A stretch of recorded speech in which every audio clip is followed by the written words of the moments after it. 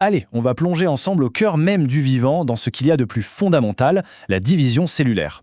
C'est une histoire assez fascinante en fait. C'est l'histoire de comment chaque être vivant, que ce soit une toute petite plante ou le plus grand des animaux, eh bien, comment il grandit, comment il se répare et comment il se perpétue.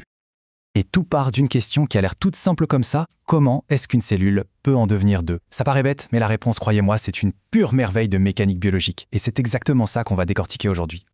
Bon, pour comprendre ça, il faut d'abord parler du cycle de vie de la cellule. Il faut voir ça comme un programme, un scénario parfaitement orchestré. C'est une série d'étapes bien précises qui vont mener une cellule de sa naissance jusqu'à sa propre division. Alors là, ce graphique, il nous montre un truc assez surprenant. On a tendance à penser qu'une cellule, ça passe son temps à se diviser, mais pas du tout. Regardez bien, la cellule passe en fait presque 95% de son temps à se préparer. C'est ce qu'on appelle l'interphase. La division en elle-même, la fameuse phase M, eh bien c'est juste le sprint final. C'est très court, mais alors qu'est-ce que c'est intense? Cette longue préparation, l'interphase, elle se déroule en 3 temps. D'abord, il y a la phase géant. Là, la cellule grandit, elle fait sa vie quoi. Ensuite, attention, la phase S. C'est l'étape la plus critique. C'est là qu'elle va copier l'intégralité de son ADN. Et enfin, la phase G2, c'est un peu le dernier check-up, un peu de croissance en plus, juste avant le grand saut. Ce qu'il faut vraiment retenir, c'est qu'à la fin de tout ça, chaque chromosome qui était tout simple au début est devenu un double parfait, prêt à être partagé. Et pendant ce temps, l'ADN lui-même, il subit une transformation, mais radicale. Pendant l'interphase, il faut se l'imaginer comme une immense pelote de laine, toute déroulée, un peu en vrac. L'avantage, c'est que l'information génétique est super accessible, on peut la lire.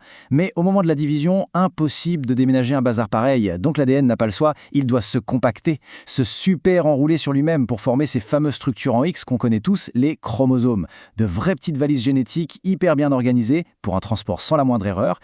Justement, faisons un petit zoom sur cette fameuse phase S, la copie de l'ADN. C'est sans doute l'opération la plus délicate de tout le cycle. Faut bien se rendre compte que la moindre petite erreur, la moindre faute de frappe dans ce gigantesque livre de recettes qu'est l'ADN, ça pourrait avoir des conséquences assez désastreuses pour les cellules filles. Et cette citation, elle résume parfaitement l'enjeu. C'est logique. Si une cellule mère veut transmettre toute son information génétique à ses 2 cellules filles, il est absolument indispensable que l'intégralité de cette information ait été dupliquée avant. C'est la règle d'or, la condition non négociable. Pas de copie, pas de division. Et pour y arriver, le mécanisme est d'une ingéniosité folle. Ça s'appelle la réplication semi-conservateur. Alors semi-conservateur, ça veut dire quoi? En fait, c'est simple. Chaque nouvelle molécule d'ADN qui est créée est une sorte d'hybride. Elle va conserver un ancien brin, l'original, et elle va l'utiliser comme modèle pour construire un brin tout neuf en face. C'est la garantie absolue d'avoir une copie parfaitement fidèle. C'est brillant. Concrètement, comment ça se passe? Eh bien, il y a une enzyme, une sorte d'ouvrier spécialisé, qui s'appelle l'ADN polymérase. D'abord, elle agit comme une fermeture éclair. Hop, elle ouvre la double hélice d'ADN. Ensuite, elle se met au travail. Elle va lire chaque brin, l'un après l'autre, et construire en face le brin qui correspond, en respectant une règle de complémentarité super stricte. Le A va toujours avec le T et le G toujours avec le C. Et à la fin du processus, le résultat est là. On a 2 molécules d'ADN filles, 2 doubles hélices parfaitement identiques, là où au début, il n'y en avait qu'une seule. Ok, l'ADN est dupliqué. La cellule est prête. Place à la division. Et le premier type de division qu'on va voir, c'est la mitose. Le but de la mitose, il est très simple, très direct. C'est de produire 2 cellules filles qui sont des clones parfaits, des copies conformes de la cellule mère. C'est grâce à ça qu'on grandit et c'est aussi grâce à ça que nos blessures cicatrisent. La mitose, ça commence avec ce qu'on appelle la prophase. Là, l'ADN qui a déjà été dupliqué commence à se condenser de façon spectaculaire jusqu'à devenir visible sous la forme de ces fameux chromosomes en X. En même temps, la membrane qui entoure le noyau, elle, se désintègre. Ça libère les chromosomes, ils sont prêts pour la suite des opérations. Après ça, on a la métaphase. C'est l'étape de l'alignement parfait. On dirait un défilé militaire.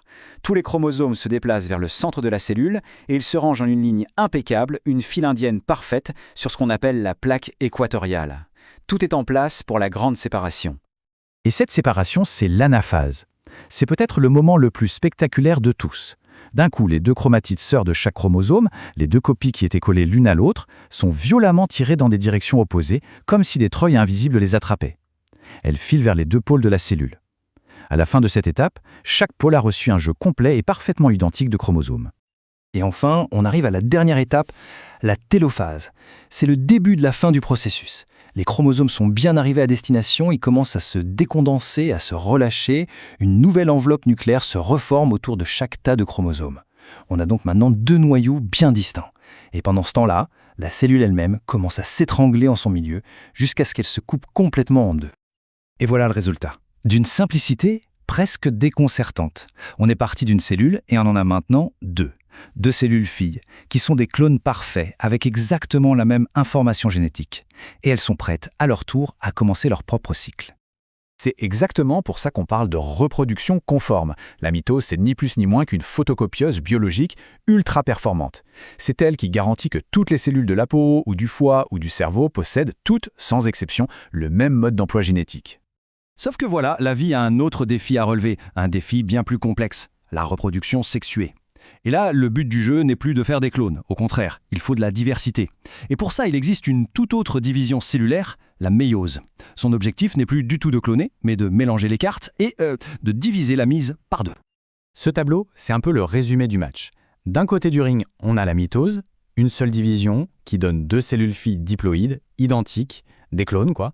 Et de l'autre côté, on a la méiose. Attention, 2 divisions à la suite pour obtenir à la fin 4 cellules filles haploïdes et surtout toutes génétiquement uniques. On est vraiment sur 2 logiques complètement différentes. C'est le jour et la nuit. Alors la méiose, elle commence par une première division qui est vraiment très particulière. C'est là que tout se joue. La grande différence avec la mitose, c'est qu'au lieu de séparer les 2 chromatides d'un même chromosome, la cellule va séparer les paires de chromosomes homologues. Pour faire simple, le chromosome numéro 1 qui vient du père va être séparé du chromosome numéro 1 qui vient de la mère. Et le résultat, c'est qu'on passe d'une cellule qui avait 2 jeux de chromosomes à 2 cellules qui n'en ont plus qu'un seul. C'est pour ça qu'on l'appelle la division réductionnelle. Mais ce n'est pas fini. Il y a une deuxième division.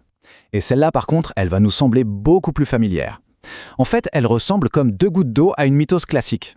Cette fois, dans chacune des 2 cellules qu'on vient de produire, on va simplement séparer les chromatides sœurs. C'est la toute dernière étape pour obtenir nos 4 cellules finales prêtes à l'emploi. Donc, pour résumer ce voyage assez incroyable, on part d'une seule cellule mère, diploïde. Première chose, elle duplique son ADN. Ensuite, méiose I, la première division la plus importante, qui sépare les paires de chromosomes. Puis, méiose 2, la deuxième division, qui sépare les chromatibles. Et à l'arrivée, qu'est-ce qu'on a? 4 cellules filles, haploïdes, prêtes pour la reproduction, et, c'est ça le plus important, toutes génétiquement uniques. Au fond, s'il ne fallait retenir qu'une seule et unique chose de tout ça, ce serait celle-là. La mitose, c'est ce qui nous construit, ce qui nous entretient, en faisant des copies à l'identique. Et la méiose, c'est ce qui nous rend uniques. C'est la source de notre individualité biologique parce qu'elle crée à chaque fois des combinaisons génétiques complètement nouvelles. Ces 2 mécanismes, la mitose et la méiose, ils sont à la base de tout ce qui est vivant sur Terre.